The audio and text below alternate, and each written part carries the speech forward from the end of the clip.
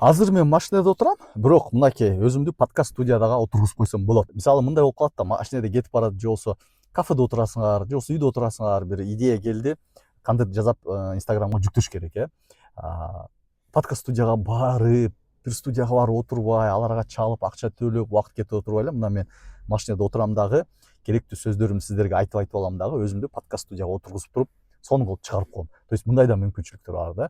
То есть жазалма интеллекттин мүмкүнчүлүгү эмне менен ограничивать этса, силердин фантазияңар менен ограничивать этса. Бүттү. Фантазияңар мощный болсо, жазалма интеллектти колдонуп туруп, ошону чыгарсаңар, бум кетет. Просмотр, поделиться. Мына менин роликтерим бар, көрүп атсаңар керек.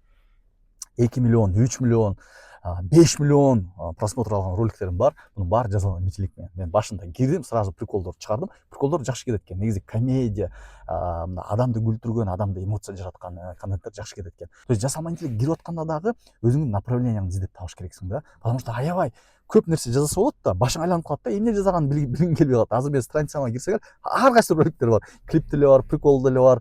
Мен бир Египетте жүрөм, анын деле бар. Всякий роликтер бар да, потому что мен азыр конкретно направление издеп жүргөм, бирок направлениени таптым буюрса, бир направление менен кетем.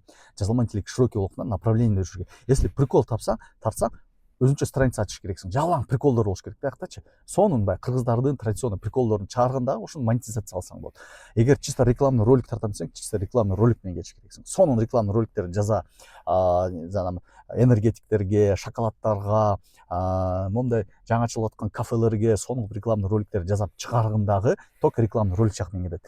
Если кыска метраждуу фильмдерди тартам, сонун обучающий кинолорду тартам, мындай жакшы мындай болот го.